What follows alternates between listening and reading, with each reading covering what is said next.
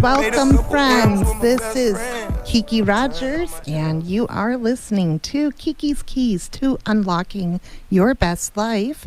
It's a weekly show that brings you stories of friends who have survived their worst and are now living their best. Welcome, listeners. We're so glad to have you. And I am joined today with a very wonderful guest. His name is Sean Campbell. And Sean, tell us a little bit more about yourself. That was a very smooth intro, Kiki. I love that song. Yeah. Yeah, and your intro itself. And Thank you. Totally sets the stage for your show. Awesome. Thank you. I'm so glad to have you because I know you're a social media whiz and podcast. No, thank you. Genius. Thank you. It was an honor, a huge honor to be here today. I was very nervous. I've been on a few shows, but I have to admit this was the most nervous I've been on a show. I hope I make you comfortable. Yeah, no, I'm comfortable. I'm this is really cool. I was on Wesley's show last week, and I wasn't nervous at all. I was just ready to eat. Well, they have food. Yeah. It's a distraction. Yeah. Right. And this is a little more of a vulnerable show. And so Absolutely. I appreciate you coming on. Yeah. I was talking to a friend about it yesterday and just kind of like, okay, I got to be ready for this. So, yeah. Well, thank you. No, thank you. And we want to thank our sponsors for sure. Definitely We Care Tucson, helping those in need getting electronics and medical supplies. You can donate directly to We Care Tucson. Sarah Sodders, luxury real estate specializing in Oro Valley. And also with the Oro Valley Homeowners, Tucson Homeowners magazines. And then, of course, Kiki Rogers Country Financial. Thank you so much to all of my customers out there. Because of my success there, I'm able to do this. So thank you. Mm-hmm.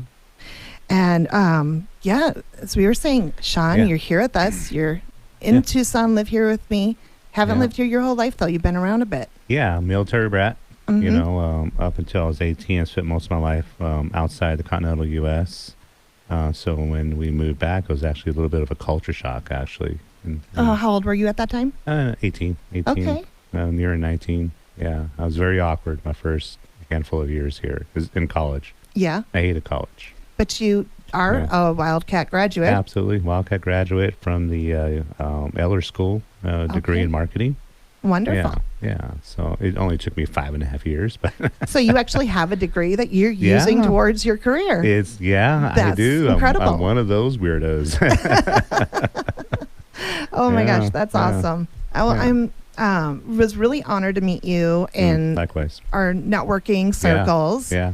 And I've had a lot of mutual friends that put us in connection with each other. Yeah. As we've gotten to know each other, we've had these conversations, and it sounds like, we've all kind of gone through our own ups and downs. Absolutely. That's what brings us here. So share a little bit what your worst moment was.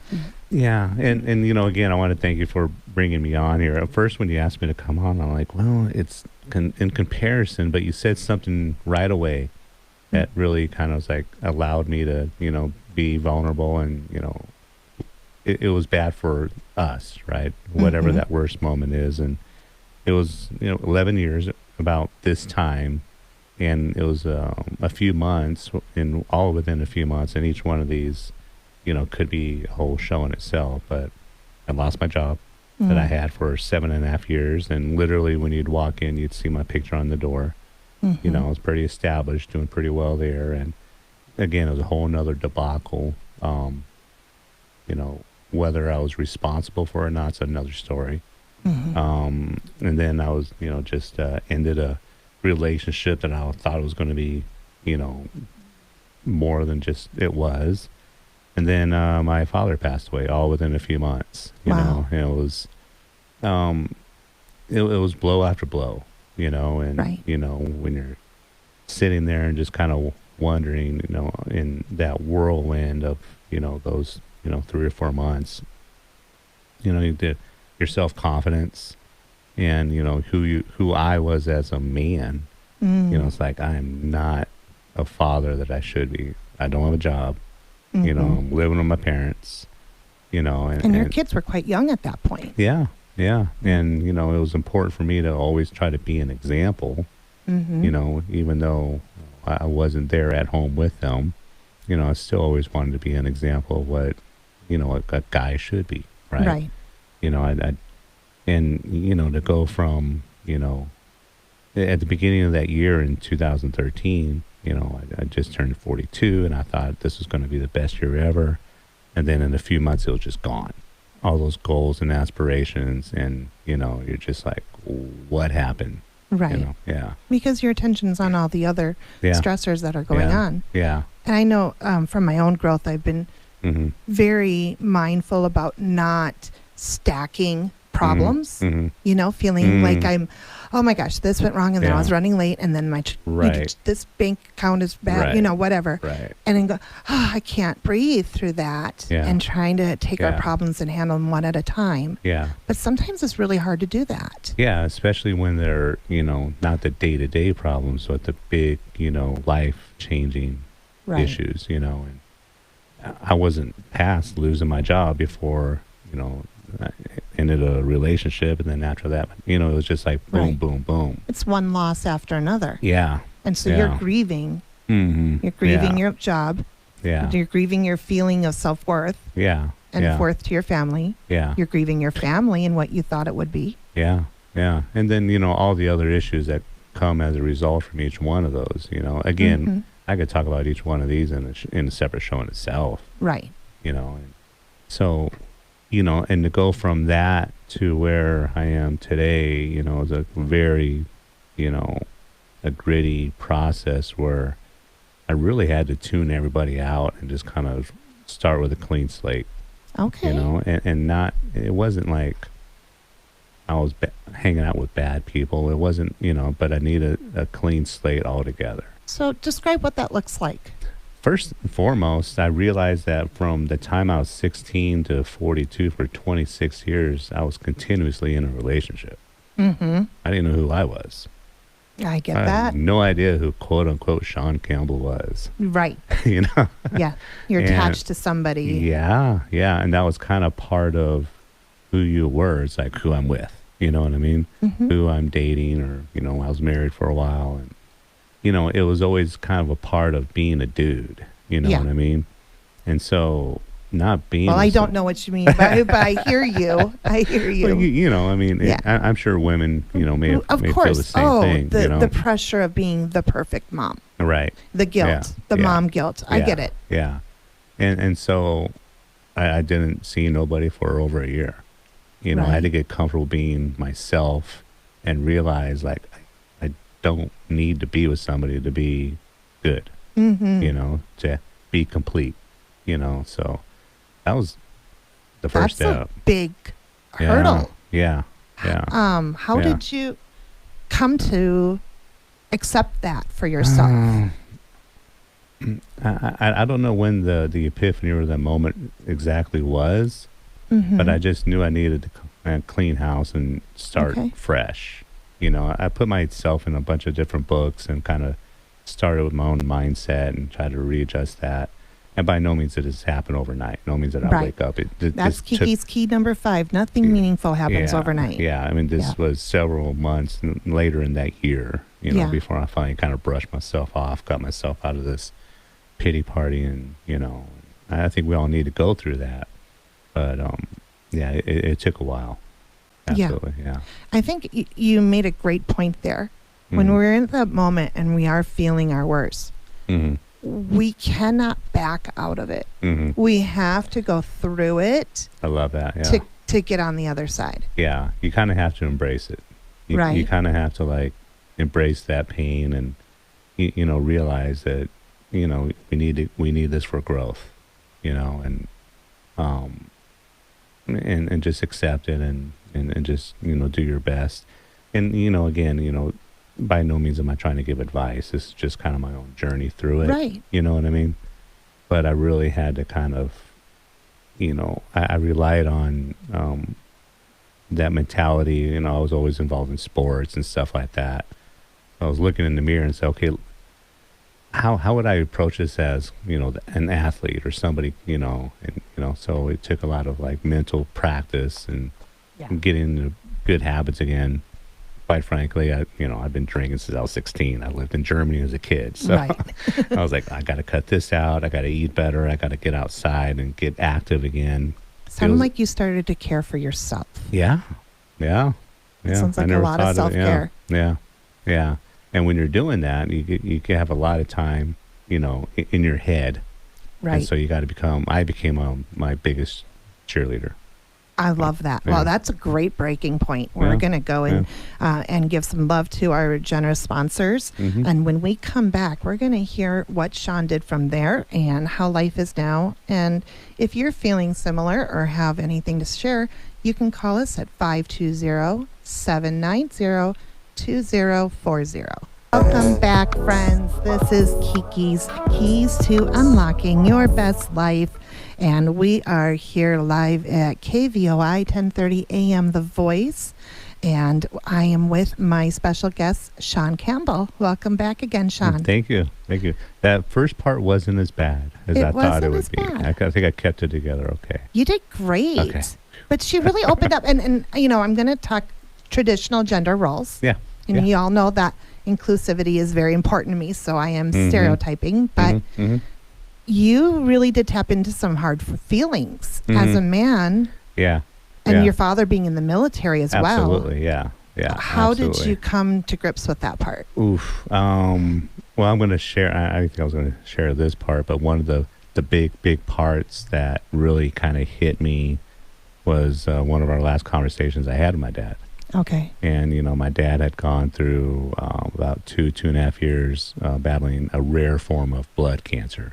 And a few weeks before he passed away, he's apologizing to me for not being, the father that I should have and the man that should be in my.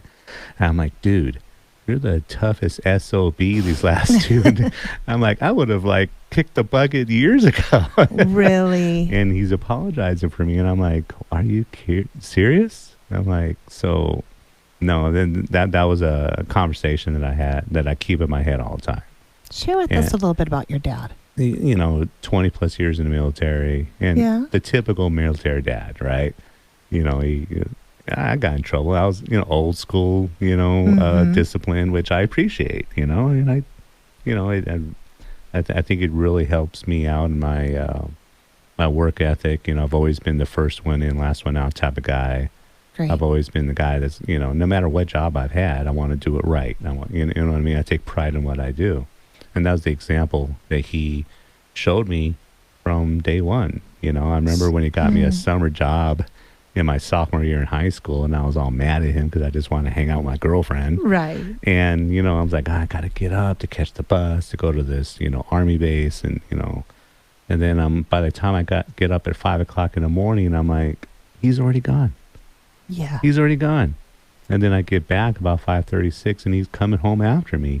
I'm like, I got nothing to complain about. But that takes some maturity to recognize that. I recognize it in those first few days. Wow. It's like, here I am. I got a job in Germany, and the dollar was, 3.5 to 1, so Really? $10 did a lot of damage. And you could buy beer when you're underage. I did. Yeah. Yeah. So, he instilled in me a lot of, qualities and, that I have today. And, it definitely helped me through that, through that period, and to kind of get myself back up and brush myself off. And I'm like, what am I complaining about? Here's my dad that just went through this battle. And, yes, this was tough for me, but he overcame it, and, he fought from, the very last day. And, and the worst thing I could do is give up, because I'd be giving up on him and giving up on everything he instilled in me. So, wow, that is really good. The worst thing you could do is give up. Yeah, the worst thing I could have done was just kind of, settled for, something less, and I mean, and look at, in a few years afterwards, got my own business and completely self-reliant, achieving all these dreams. I never thought I'd be in the studio, 2 weekends in a row with yourself and with last week. And, I've had my own radio show. I've got a podcast and working with a wonderful marketing agency. And I got it Tell made. us about your podcast and Got how it people made. can listen. It's on the Sean Campbell Show. It's affiliated with the agency I work with now. It's the CMO there at CS Design Studios. We have a couple of different series. One where we talk marketing, the Marketing Corner, and then other one it's kind of a sports related to marketing and business as well. That's awesome. Yeah. And you help other people with their podcasts. No, absolutely. Because I got the pleasure to be on Gordy Gordy's, Siebert's podcast. That was a good episode. Networking that Stars. Was a good Thank episode. you. Yeah. Yeah, he's a great interviewer too. Phenomenal. Yeah. And it's a beautiful setup there, just like similar to what we have here at Bustos. Yeah, that was quite neat. Yeah, we don't have the fancy microphones like this, but it's close. I don't have the Atari games. Okay, let's be honest. I want to go back and play Galaga. Yeah, anytime. I would never get any work done there. Yeah. But so life is going well now. Yeah. What do you do today to continuously remind yourself to not give up? Don't be afraid of looking back at that moment. Don't be afraid of. One of the biggest things for me was actually giving myself a little pat on the back every once in a while and say, look, you've come this far, you've achieved all this. One of the biggest things that I think you and I both go through every once in a while is like imposter syndrome. Yes. It's like, what did we deserve to be in this situation? Right. And all you got to do is kind of take a step back, look to where you were kind of like in your low or kind of the worst days and look how much you've accomplished and realize you've earned it. You earn where you are today. That's really well said. Yeah.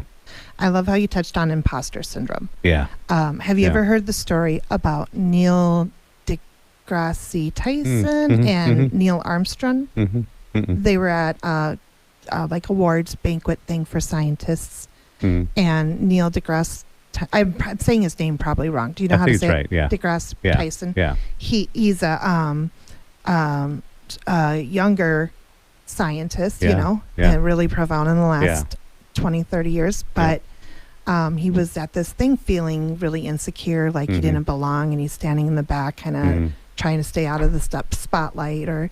And he looks over and there's an older gentleman there and they get talking and he's like, yeah, do you ever feel like you just don't belong in these things all the time, right? And then he goes, what's your name? Oh, Neil. Well, so's mine. And it was Neil Armstrong. Wow. And Neil Armstrong and Neil deGrasse Tyson both felt like they didn't deserve to be, getting that. I love that story. Yeah, it's powerful. It's powerful. I was just talking to a client yesterday and we were talking about, this show and some other things and going through that. It's a big struggle, to, and then some people have the opposite problem where they're a little bit too full of themselves. Well, yes.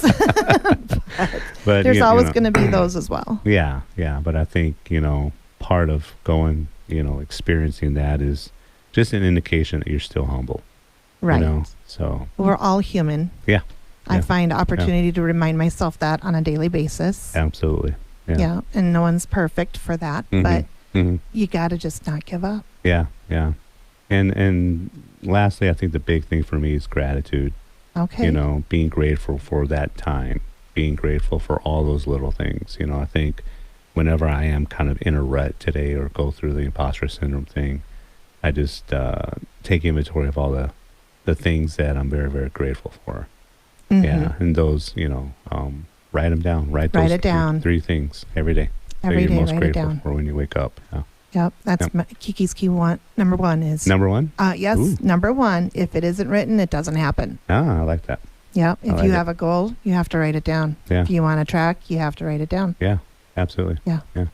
Well, I like love you coming on and sharing your story about, what it was like before and going through those losses and those griefs and taking that time to identify yourself and what was important to you and your values. Yeah. And it was time for me, and time for kind of me to go through that and just, I'm just a way better person, to be honest.